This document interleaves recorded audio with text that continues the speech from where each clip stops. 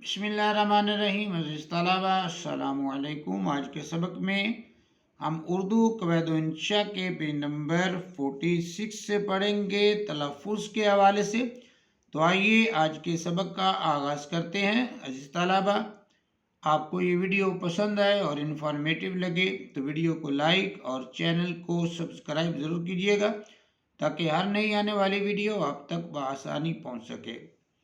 अज़ीज़ तलबा, तलफ़्फ़ुज़ के मानी हैं अल्फाज को ज़ेर ज़बर और पेश के लिहाज से सही तरह अदा करना।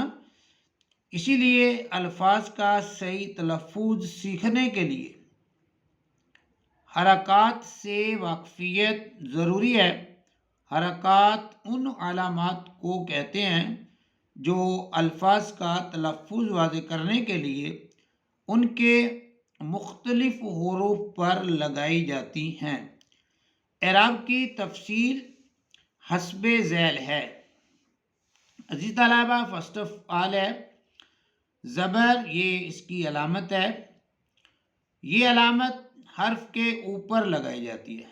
जैसे अलिफ ज़बर आ लिखा उसने, इस अलामत को फ़तह भी कहते हैं, यानी कि ज़बर का दूसरा नाम फ़तह है। जिस हर्फ पर ये अलामत होगी वो मफ्तू कहलाएगा।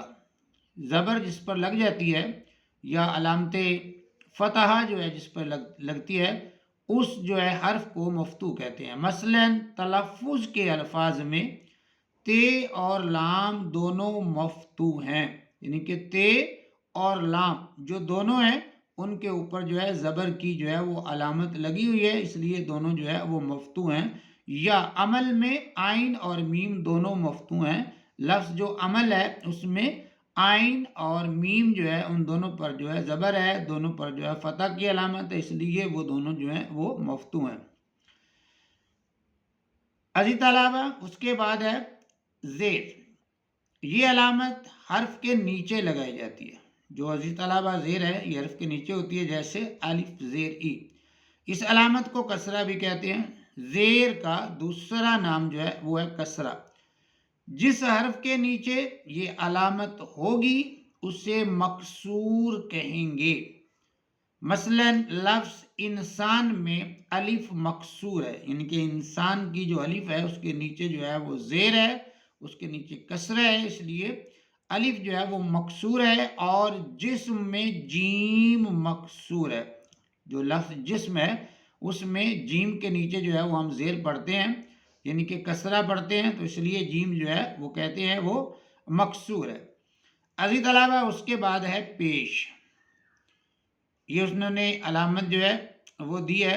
ये अलामत हर्फ के ऊपर लगाई जाती है, जैसे अलिफ पेश ऊ। इस अलामत का दूसरा नाम ज़ुम्मा है।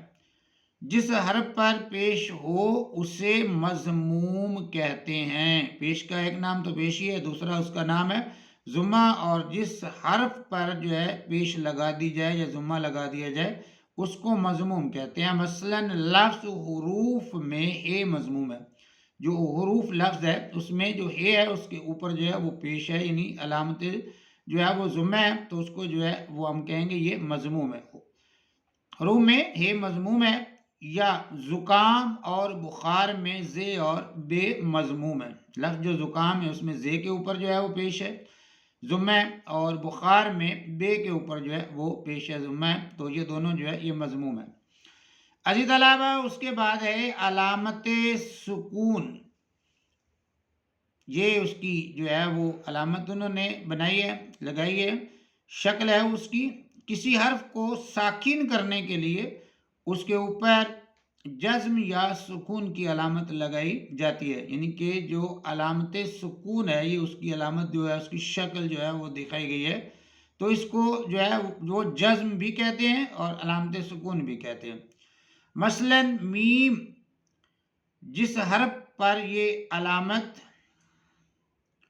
होगी वो साकिन कहलाएगा। मसलन लफ्ज़ अक्ल में काफ साकिन है। जो लफ्ज़ अक्ल है उसमें काफ जो है वो साकिन है, उसके ऊपर जो है वो जज्म जो है वो लगाई जाती है। यानी कि अक्ल को हम अकल नहीं पढ़ेंगे, अकल पढ़ेंगे तो काफ जो है वो मुतहरिक हो जाएगी और मुतहरिक से اس کے اوپر جو ہے وہ فتح یا زبر آ جائے گی تو اس کا صحیح تلفظ ہوگا عقل میں. لفظ عقل میں کاف ساکن ہے اور لفظ میں فے ساکن ہے. جو لفظ ہے اس میں فے جو ہے وہ ساکن ہے. حرف میں رے ساکن ہے یعنی کہ اس کے اوپر جو ہے وہ علامت سکون ہے یا جزم کی علامت جو ہے وہ لگی ہوئی ہے. عزیز طلبہ اس کے بعد ہے تشدید. یہ تشدید کی علامت ہے, اس کی شکل جو ہے انہوں نے دی ہے اور وہ کہتے ہیں تشدید کو شد بھی کہتے ہیں. اس کا ایک نام تشدید ہے اور دوسرا نام شد ہے. یہ علامت حرف کے اوپر لگائی جاتی ہے, مثلا جیسے یہ شین ہے اور اس کے اوپر جو ہے وہ تشدید کی علامت جو ہے وہ لگائی گئی ہے. جس حرف پر یہ علامت ہوگی اسے ہم مشدد کہیں گے اور اس حرف کی آواز ایسی ہوگی جیسے اسے 2 بار پڑھا جا رہا ہو, یعنی کہ جس کے اوپر یہ علامت ہوتی ہے تشدید کی اس حرف کو ہم 2 بار جو ہے وہ پڑھتے ہیں. لفظ تلفظ میں فے پر تشدید ہے یا مشدد میں پہلے دال پر تشدید ہے, یعنی کہ جو تلفظ ہے اس میں فے کے اوپر جو ہے وہ شد ڈالی ہوئی ہے اور فے کو ہم 2 مرتبہ جو ہے وہ پڑھتے ہیں, اس کا تلفظ ادا کرتے ہیں. جیسے تلف, یہ تلف ایک بار فے پڑے گی اور پھر فز, تلفظ, اس طرح جو ہے یہ فے جو ہے وہ 2 بار پڑ جاتی ہے کیونکہ اس کے اوپر جو ہے وہ تشدید ہے. اور مشدد میں پہلا جو دال ہے اس کے اوپر جو ہے وہ تشدید ہے تو اس کو بھی ہم جو ہے وہ 2 بار جو ہے وہ پڑھ رہے ہیں. عزیز طلبہ یہ دیکھیں یا مشدد میں پہلے دال پر بھی تشدید ہے. آگے معلم میں لام مشدد ہے. لفظ جو معلم ہے اس میں لام جو ہے وہ مشدد ہے, لام کو ہم 2 مرتبہ پڑھتے ہیں معلم اور بولتے وقت اسے 2 بار ادا کیا جاتا ہے. عزیز طلبہ مدرجہ بالا 5 علامات اردو میں عام طور سے استعمال ہوتی ہیں, لیکن ان کے علاوہ کچھ علامات ایسی بھی ہیں جو نسبتاً کم استعمال کی جاتی ہیں لیکن صحیح تلفظ کے لیے ان کا جاننا بھی ضروری ہے. یہ علامات حسب ذیل ہیں. کون کون سی علامات ہیں؟ پہلی ہے عزیز طلبہ مد. یہ اس علامت کی جو ہے وہ مد کی جو ہے وہ شکل ہمیں دکھائی جا رہی ہے اور وہ کہتے ہیں یہ علامت صرف الف پر لگائی جاتی ہے. مد جو ہے یہ صرف الف پر لگائی جاتی ہے, جیسے الف مد آ. جس الف پر یہ ہوگی اسے الف ممدودہ کہیں گے, یعنی کہ الف مد کے بغیر بھی ہوتا ہے اور جو مد کے بغیر ہوتا ہے اس کو الف مکسورہ کہتے ہیں, اور جس الف کے اوپر مد ہو اسے کیا کہتے ہیں, اسے الف ممدودہ کہیں گے. جہاں یہ علامت ہو وہاں الف کو لمبا کر کے پڑھتے ہیں, مثلا آم, آج, آن, آگ وغیرہ. عزیز طلبہ اس کے بعد ہے کھڑی زبر. دوسرے نمبر پہ یہ اس علامت کی شکل جو ہے انہوں نے ہمیں جو ہے وہ دکھا دیا ہے. تو یہ علامت صرف عربی الفاظ میں استعمال ہوتی ہے, یہ علامت صرف عربی الفاظ میں استعمال ہوتی ہے. مثلا لفظ اسحاق میں اے پر کھڑی زبر ہے, اس طرح عیسیٰ, موسیٰ اور اللہ پر بھی کھڑی زبر ہے. اس کے بعد تیسرے نمبر پہ ہے کھڑی زیر. یہ علامت اس کی انہوں نے شکل جو ہے وہ ہمیں دکھا دی ہے اور یہ علامت حرف کے نیچے لگائی جاتی ہے, جیسے آلہ, بائنہ, فی نفسہ, بذاتہ اور مشتبہ بہ وغیرہ وغیرہ. عزیز طلبہ اس کے بعد جو اگلی علامت ہے جو ہمیں دکھائی جا رہی ہے, پڑھائی جا رہی ہے یا جو ہم نے پڑھنی ہے وہ ہے الٹی پیش. یہ اس علامت کی جو ہے یہ ہمیں شکل جو ہے وہ دکھا دی گئی ہے. یہ علامت پیش اور واو کے قائم مقام ہے. یہ جو علامت ہے الٹی پیش جو ہے یہ پیش اور واو کے قائم مقام ہے یہ علامت. مثلا داود کو اگر ہم ایسے لکھیں داود تو واو پر الٹی پیش لگائیں گے. اس کے بعد ہے عزیز طلبہ تنوین. یہ جو 2 زبر ہے, 2 زیر اور 2 پیش جو ہے اس کو تنوین کہتے ہیں. تو یہ اس کی شکل جو ہے اس علامت کی شکل ہمیں جو ہے وہ دکھائی جا رہی ہے اور وہ کہتے ہیں اگر کسی حرف پر 2 زبر لگا دیں جیسے الف دو زبر ان یا اس کے نیچے دو زیر لگا دیں جیسے الف دو زیر ان، یا اس کے اوپر دو پیش لگا دیں جیسے الف دو پیش ان، تو اسے تنوین کہیں گے۔ یہ علامت اردو کے چند الفاظ میں استعمال ہوتی ہے، مثلاً فوراً، آنن، فانن، نسلاً اور مشار الیہ وغیرہ وغیرہ۔ عزیز طلبہ اس میں ایک چیز جو ہے تنوین میں سمجھنے والی ہے، جیسے وہ الف دو زبر ان ہے اور الف دو زیر ان ہے اور الف دو پیش ان ہے، تو اردو میں تو ہم اس کو ایسے پڑھ سکتے ہیں، پڑھ لیں گے، لیکن عربی میں جب بھی الف کے اوپر کوئی زبر زیر پیش کوئی علامت آ جاتی ہے تو پھر اس کی جو ہے الف اس کو نہیں پڑھتے، پھر وہ جو ہے حمزہ بن جاتا ہے۔ تو اس کو اگر ہم عربی کی صورت میں پڑھیں گے تو ہم پڑھیں گے حمزہ دو زبران، حمزہ دو زیر ان، حمزہ دو پیش ان، کیونکہ عربی میں یہ اصول ہے کہ الف کے اوپر زبر زیر پیش جو ہے وہ ہم لگا دیں تو پھر جو ہے وہ الف نہیں رہتا بلکہ وہ حمزہ بن جاتا ہے۔ عزیز طلبہ اس کے بعد ہے علامات کے علاوہ جو ہے تلفظ کے سلسلے میں چند اور باتیں بھی جاننا ضروری ہیں۔ علامات کے علاوہ تلفظ کے سلسلے میں چند اور باتیں جاننا بھی ضروری ہیں۔ ان باتوں میں کیا ہے؟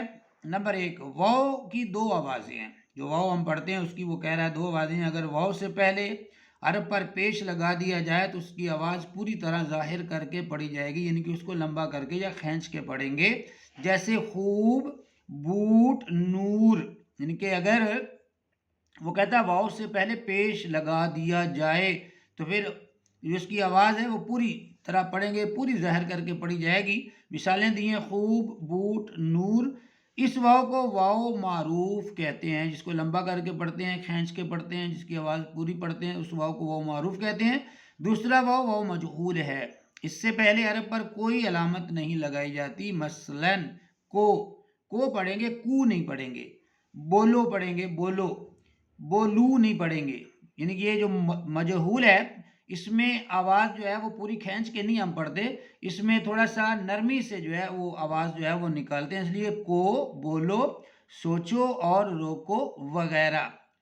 عزیز طلبہ اس کے بعد دوسرا ہے واو کی طرح وہ کہتا ہے یہ کی بھی دو آوازیں ہیں، جیسے واو کی دو آوازیں ہیں اسی طرح یہ کی بھی دو آوازیں ہیں، جس یہ سے پہلے حرف کے نیچے زیر ہوگا اسے خوب ظاہر کر کے پڑھا جائے گا، یعنی کہ اس کو لمبا کر کے کھینچ کے ہم اس کو پڑھتے ہیں، جیسے تیر، یہ یہاں پہ جو یہ ہے اس کو جو ہے وہ ہم یا معروف پڑھ رہے ہیں، چھوٹی یہ جو ہے یہ یا معروف کہلاتی ہے، تیر کھینچ کے پڑھ رہے ہیں۔ اگر ہم اس کو یا مجہول پڑھیں گے تو یہ تیر نہیں پڑھا جائے گا، پھر تیر پڑھا جائے گا، تو یعنی کہ آواز سے جو ہے اور وہ لفظ ہی جو ہے اس کی معنویت جو ہے وہ چینج ہو جاتی ہے۔ تو یہاں ہم جو ہے وہ یہ معروف پڑھ رہے ہیں، مثلا تیر، تیتر، پیر، کھیر، ہیر، ایسی یہ کو یہ معروف کہتے ہیں۔ دوسری یہ جو ہے جس کے پہلے حرف کے نیچے علامت نہیں ہوتی یا مجہول کہلاتی ہے، مثلا شیر۔ اب شیر جو ہے وہ ایک جو ہے وہ جانور ہے، جنگلی درندہ ہے، تو اس میں جو ہے جو یہ ہے اس کو ہم نے مجہول پڑھا، اگر ہم اسی یہ کو معروف پڑھ دیں تو ہو جائے گا شیر، شیر، شیر جو ہے وہ میٹھے یا دودھ کو جو ہے وہ کہتے ہیں، تو معنی بھی بدل گیا، لفظ بھی جو ہے بدل گیا، شکل سیم ہی ہے، صرف آواز چینج کرنے سے لفظ کے معنی اور لفظ جو ہے وہ چینج ہو گیا۔ اس طرح مثلا یہاں ہم پڑھیں گے مجہول، مثلا شیر، بیر، بٹیر۔ بچوں کی سہولت کے لیے یا معروف کو چھوٹی یہ اور یا مجہول کو بڑی یہ بھی کہتے ہیں، پہچان کے لیے جو ہے انہوں نے کہا ہے کہ بچوں کی پہچان کے لیے ہم چھوٹی یہ کو یا معروف کہہ لیتے ہیں اور بڑی یہ کو یا مجہول جو ہے وہ کہہ لیتے ہیں۔ تو عزیز طلبہ یہ تھا ہمارا آج کا سبق، ملتے ہیں ہم انشاءاللہ نئے سبق کے ساتھ، تب تک کے لیے اپنا بہت سا خیال رکھیے گا، اللہ حافظ۔